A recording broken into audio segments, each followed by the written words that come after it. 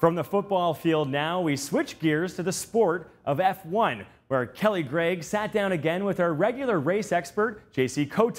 Today, the discussion tracks the next generation of drivers. This Formula One report is presented by Montreal's Neptune Pine, the first standalone, full-feature smartwatch. Well, we're ready to talk about the up-and-comers in the sport of F1. JC, thanks for being here. Thanks for having me. And we're going to talk about the big name in the up-and-comers. That's Max Verstappen. So tell me, who is this kid? He's 16 years old, yet he's got the whole world talking about him. Right. So he's the son of Jos Verstappen, who raced Formula One. Jos Verstappen raced over 100 races in Formula One, so he's an experienced driver. And Max's uncles and various other family members have been involved in racing for a long time. So it was a natural progression for him. He's risen through the ranks of karting and the various formulas in Europe, and obviously quite talented because Red Bull have retained him as part of their young driver program. Well, he's kind of the prodigal son, I guess. And is this kind of like being picked first overall for a future NHLer? Yeah, exactly. That's precisely what it is. I mean, everybody's looking to him now.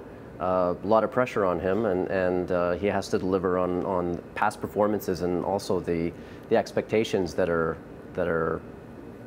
foreseeable for him in the near future. As of next year, he's going to be a full-fledged Formula One driver.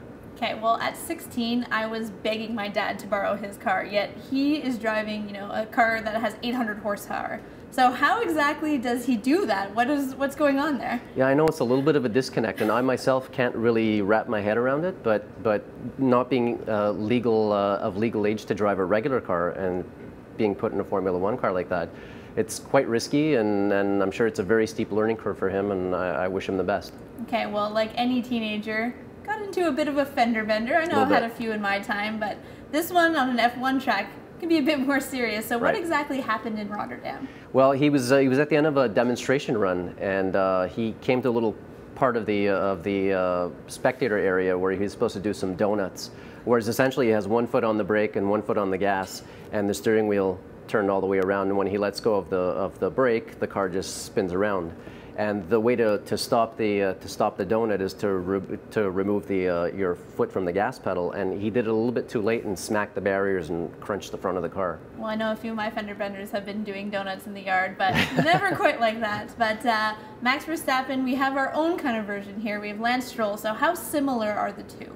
Yeah, it's a little bit of a similar story, except Lance's upbringing and the way he was propelled into the sport happened far more quickly, and he has a combination of excellent equipment. He's had great teachers over the years that have taught him the ins and outs of racing on and off the track, and he has some natural ability, and it's very likely that he might be the next Canadian Formula One driver.